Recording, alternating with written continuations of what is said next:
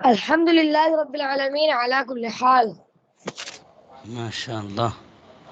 چلے آئے نبی کریم صلی اللہ تعالی علیہ وسلم کے اس فرمانی تم خیر من عمل، یعنی مسلمان کی نیت اس کے عمل سے بہتر ہے.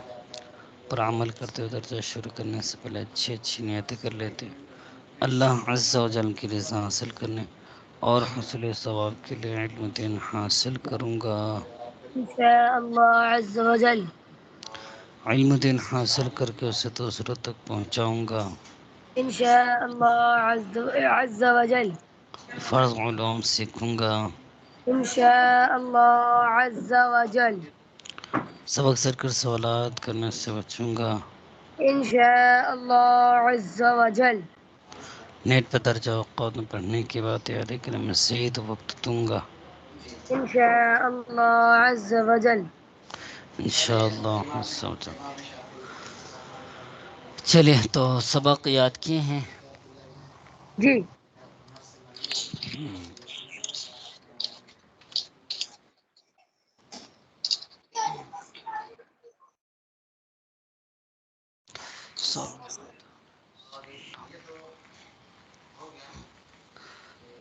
چلیے بتائیے گا غسل فرض ہونے کے 5 اسباب.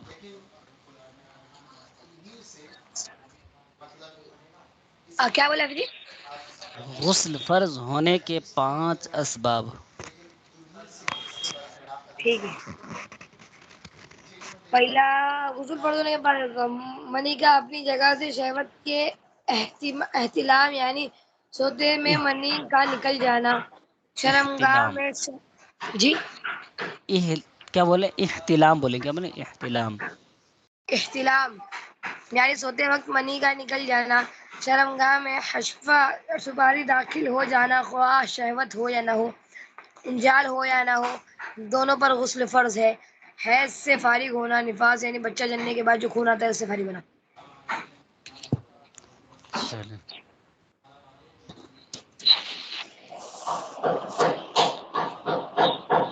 مشت زنی کا عذاب کیا ہے؟ میرا کہا حضرت امام اہل سنت مولانا شاہ امام احمد رضا خان علیہ رحمت الرحمان کی خدمت میں عرض کیا گیا کہ ایک شخص مزلوق یعنی مشت زنی کرنے والا ہے. وہ اس مجلوق. فعل مزلوق یعنی مشت زنی کرنے والا ہے. وہ اس فعل سے نہیں مانتا ہے. ہر چند اس کو سمجھایا ہے. آپ تحریر فرمائے اس کا کیا حشر ہوگا اور ان کو کیا دعا پڑھنا چاہیے جس سے اس کی عادت چھوٹ جائے.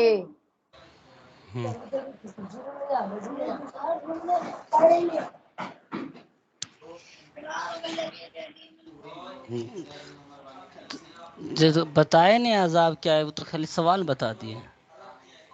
بتا دیا فیجیے صاحب. کیا عذاب بتائے؟ اچھا عذاب نہیں بتایا صاحب. وہ ابھی اس کا اعلیٰ حضرت نے ارشاد فرمایا وہ گناہ گار ہے، عاصی ہے، اصرار کے سبب مرتکب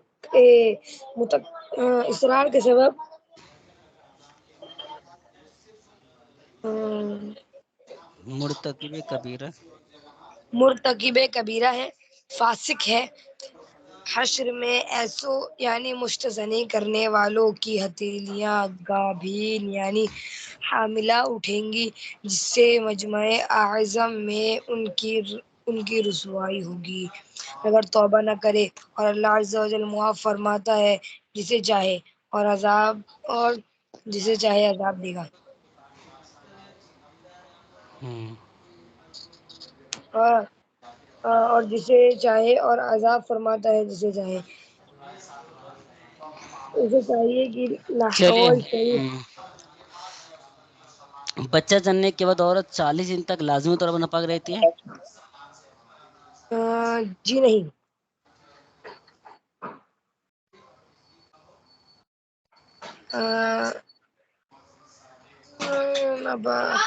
ابھی یہ غلط ہے. کیا غلط ہے؟ یہ اس کا ہے ابھی نفاس کی تفصیل ملاحظہ فرمائیے. اب یہ بچہ پیدا ہونے کے بعد جو خون آتا ہے اس کو نفاس کہتے ہیں. اس کی زیادہ سے زیادہ حصے زیادہ مدت 40 دن ہے. اگر 40 دن کے بعد بھی بند نہ ہو تو مرض ہے. لہذا 40 دن پورے ہوتے ہی غسل کر لے، اور 40 دن سے پہلے بند ہو جائے وہاں بچے کی ولادت کے بعد 1 منٹ میں بند ہو جائے تو جس وقت بھی بند ہو جائے غسل کر لے اور نماز و روزہ شروع ہو گئی. اگر 40 دن کے اندر اندر دوبارہ خون آ گیا تو شروع ولادت سے ختم خون تک سب دن نفاس ہی میں شمار ہوں گے. مثلا ولادت کے بعد 2 منٹ تک خون آ کر بند ہو گیا اور عورت غسل کر کے نماز روزہ وغیرہ کرتی ہے، 40 دن پورے ہونے میں فقط 2 منٹ باقی تھے، پھر خون آ گیا تو سارا چلا یعنی مکمل 40 دن نفاس کے ٹھہریں گے. جو بھی نماز یا روزے تو رکھے وہ سب تو بیکار ہو جائیں گے. کیا پوچھا گیا بچہ جننے کے بعد 40 دن یہ لازمی ہے؟ ایسا 40 دن تو ہونا ضروری ہے؟ نہیں. اس سے پہلے بھی ختم ہو سکتا ہے؟ جی ہو سکتا ہے، ہو گیا تو وہی ٹائم پہ غسل کر لے. چلیے ٹھیک ہے، آگے پڑھتے ہیں.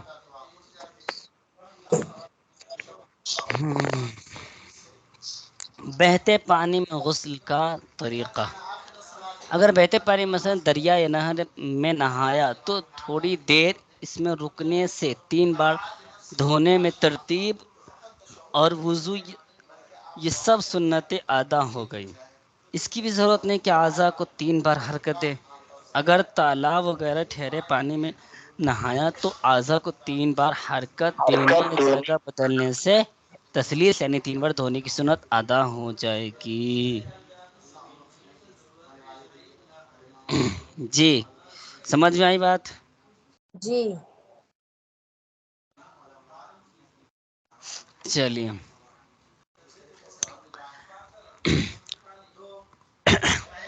برسات میں نل یا فوارے کے نیچے کھڑا ہونا بہتے پانی میں کھڑے ہونے کی حکم میں ہے.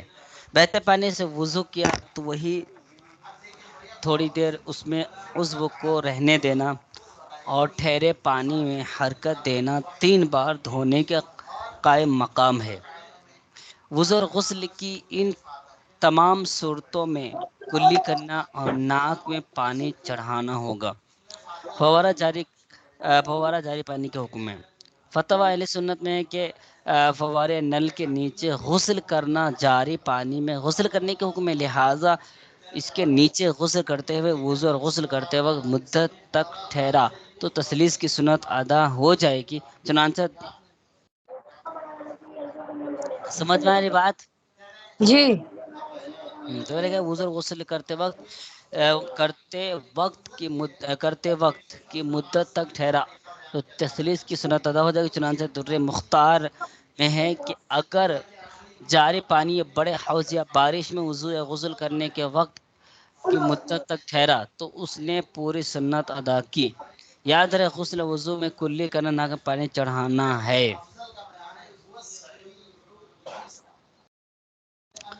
اب فوارے کے احتیاطیں. اگر حمام میں فوارہ شاور ہو تو اسے اچھی طرح دیکھ لیجئے کہ اس کی طرح منہ کر کے ننگے نہانے میں منہ یا پیٹھ قبلہ شریف کی طرف تو نہیں ہو رہی.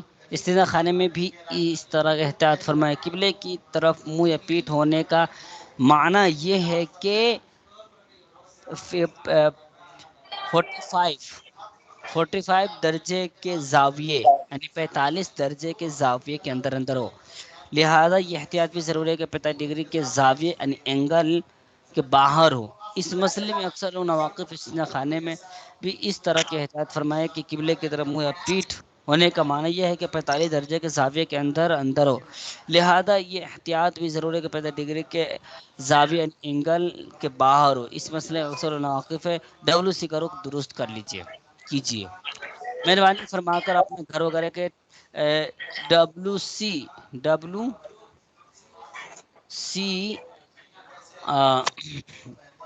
اور فوارے اور فوارے کا رخ اگر غلط ہو تو اس کی اصلاح فرما لیجیے. اور زیادہ احتیاط اس میں ہے کہ WC قبلے سے 90 یعنی 90 کے درجے پر یعنی نماز پڑھنے اور سلام پھیرنے کے رخ کر کر دیجیے. یعنی معمار عموماً تعمیراتی سہولت اور خوبصورتی کا لحاظ کرتے ہوئے آداب قبلہ کی پرواہ نہیں کرتے ہیں. مسلمان کو مکان کے غیر واجبی بہتری کے بجائے آخرت کی حقیقی بہتری پر نظر رکھنی چاہیے. جی سمجھ میں آیا. جی کب کب غسل کرنا سنت ہے تو کرے جمعہ عید عرفے کے دن یعنی 9 ذوالحجۃ الحرام اور احرام باندھتے وقت نہانا سنت ہے. کب کب غسل کرنا مستحب ہے؟ توقف عرفات، وقوف مزدلفہ، حاضر مدینہ، حاضر سرکار اعظم صلی اللہ علیہ وسلم، طواف، دخول مینا، جمروں پر کنکریاں مارنے کے لیے تینوں دن، شب برات، شب قدر، عرفہ کی رات، مجلس میلاد شریف، دیگر مجالس خیر کے لیے، مردہ نہلانے کے بعد، مجنون پاگل کو جنون یعنی پاگل پن کے جانے کے بعد، غشی اسے افاقہ کے بعد یعنی ٹھیک ہو جانے کے بعد، نشہ جاتے رہنے کے بعد، گناہ سے توبہ کرنے، نئے کپڑے پہننے کے لیے، سفر سے آنے والے کے لیے، استحاضہ خون بند ہونے کے بعد، نماز کسوف نماز استسقاء جو کسوف یعنی سورج گرہن چاند گرہن کی نماز ہوتی ہے نا اس کو بولتے ہیں نماز استسقاء یعنی جو بارش کے لیے جو نماز پڑھتے ہیں اس کو بولتے ہیں. ٹھیک ہے. خوف و تاریکی اور سخت اندھی کے لیے، بدن پر نجاست لگے یا معلوم نہ ہو کہ کس جگہ لگے تو یہ سب صورتوں میں غسل کرنا مستحب ہے. سمجھ میں آ گیا. جی جی سمجھ میں آ گیا نا. جی جی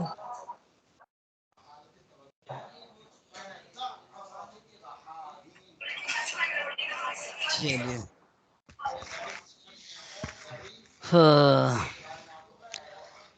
ایک غسل میں مختلف نیتیں جس پر چند غسل ہوں سب کی نیت سے ایک غسل کر لیا سب ادا ہو گئے سب کا ثواب ملے گا. جنوب نے جمعہ یا عید کے دن غسل کی اسے جنابت کیا اور جمعہ اور عید وغیرہ کی نیت بھی کر لی سب ادا ہو گئے. اگر اسی غسل سے جمعہ اور عید کی نماز ادا کر لے.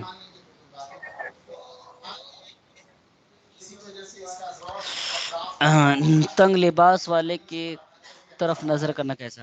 لباس تنگ ہو یا تنگ ہو یا زور سے ہوا چلی یا بارش یا ساحل سمندر یا نہر وغیرہ میں اگرچہ موٹے کپڑے میں نہائے کپڑا اس طرح چپک جائے کہ کسی کامل عضو یعنی ران کی مکمل گولائی کی حیت میں باہر ظاہر ہو جائے. ایسی صورت میں اس مخصوص عضو کی طرف دوسرے کو نظر کرنے کی اجازت نہیں ہے. یہ حکم تنگ لباس والے ستر کے ابھرے ہوئے عضو کامل کی طرف نظر کرنے کا ہے. ننگے نہاتے وقت خوب احتیاط کیجیے. حمام میں تنہا ننگے نہائے یا ایسا پاجامہ پہن کر نہائے کہ اس کے چپک جانے سے ران وغیرہ میں رنگت ظاہر ہو سکتی ہے. تو ایسے صورت میں قبلہ کی طرف منہ یا پیٹھ مت کیجیے. غسل سے نزلہ بڑھ جاتا ہو تو کہہ رہے کیا زکام یا اشوب چشم وغیرہ یا گمانوں کے صحیح ہو کے سر سے نہانے میں مرض بڑھ جائے گا یا دیگر امراض پیدا ہو جائیں گے تو کلی کیجیے. ناک میں پانی چڑھائیے، گردن سے نہائیے، سر کے ہر حصے پر بھیگا ہوا ہاتھ پھیر لیجیے غسل ہو جائے گا. بعد صحت سر دھو ڈالیے. پورا غسل نئے سرے سے کرنا ضروری نہیں. جی آپ کی جی اگر بالٹی کے ذریعے غسل کرے تو احتیاط جیسے تپائی یعنی اسٹول وغیرہ پر رکھ لیجیے تاکہ بالٹی میں چھینٹے نہ آئیں. نجی غسل میں استعمال کرنے کا مگ بھی فرش پر نہ رکھیے. بال میں گرا پڑ جائے تو غسل میں اسے کھول کر پانی بہانا ضروری نہیں ہے. صلو علی الحبیب صلی اللہ علیہ وسلم.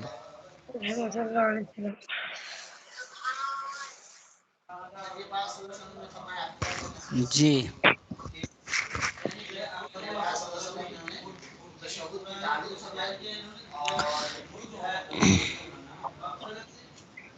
جی مدینہ جی جی آواز آ رہی ہے. تو سمجھ میں آ گیا سبق؟ جی جی.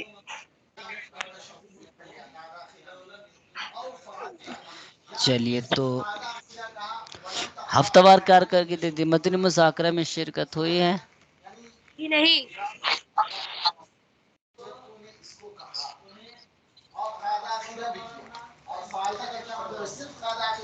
رسالہ مطالعہ کیے ہیں؟ جی نہیں. اللہ اکبر.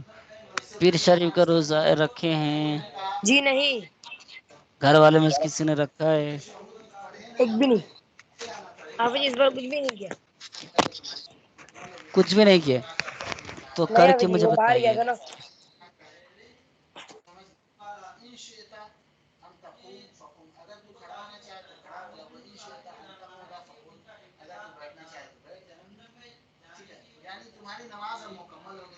چلے یاد کرے ابھی 5-4 منٹ باقی رہ گیا. ٹھیک ہے. ابھی 7 بجے چھٹی ہوئے گی مطلب کال کٹ کریے. اور یہ جو امام شافعی کہتے ہیں اللہ تبارک و تعالیٰ نے فرمایا صلو علیہ وسلم تسلیما. صلو یہ امر ہے، یہ وجوب کے لیے آتا ہے. ظاہر ہے کہ نماز کے باہر ہی واجب نہیں تو نماز کے اندر ہی یہ درود پاک واجب ہوگا. اس لحاظ سے وہ کیا کہتے ہیں کہ درود پاک واجب ہے. تو اسی کا جواب دے رہے ہیں کیا والصلاۃ علی النبی علیہ السلام، یعنی نبی پاک صلی اللہ علیہ وسلم پر درود پڑھنا خارج الصلاۃ نماز کے باہر واجب ہے. مرتبہ واحدہ نہیں ایک مرتبہ کما قال جیسا کہ امام نے فرمایا. اور کوئی نماز ذکر النبی صلی اللہ علیہ وسلم یا جب نبی پاک صلی اللہ علیہ وسلم کا ذکر کیا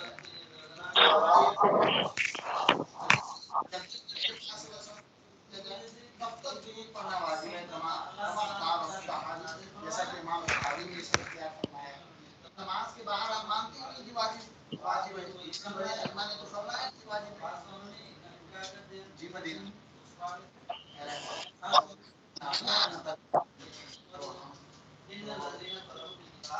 امر بولتے ہیں بار کو، بوجھ کو. تو امر کا بار یا بوجھ ہم پر سے کفایت کر دیا گیا. ٹھیک ہے. مطلب یہ کہ ایک مرتبہ ایک مرتبہ کے گھر سے یہ طے کر کے امام پر فرمان ہوتے. چلیے پڑھیے 2 منٹ باقی رہ گیا. جی پڑھیے.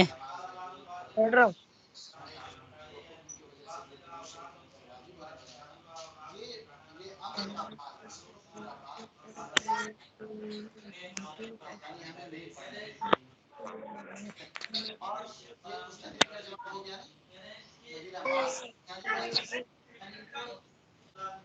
اچھا ہاں یہ تشہد فرض ہے. اس میں ان کی کیا دلیل ہے؟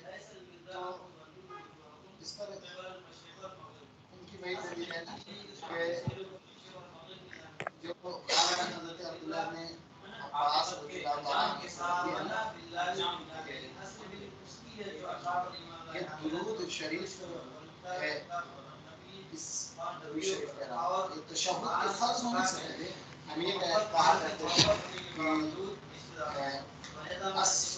کہ السلام علیکم یا جبریل یا میکائیل. اس طریقے سے پہلے تشہد پڑھا کرتے تھے نا یہ لوگ. تو کہہ رہے ہیں کہ وہاں پر فرض کے درود یہ فرمایا گیا ہے کہ چلو ٹھیک ہے. آئیے اپنے مدنی مقصد دہرا لیتے ہیں. ہمارا مدنی مقصد کیا ہے؟ مجھے اپنی اور ساری دنیا کے لوگوں کی اصلاح کی کوشش کرنی ہے انشاءاللہ عز و جل. انشاءاللہ عز و جل. دعا میں یاد رکھیے گا. اپنا خیال رکھیے گا. ایف جین چینل دیکھتے رہے گا. السلام علیکم ورحمۃ اللہ وبرکاتہ.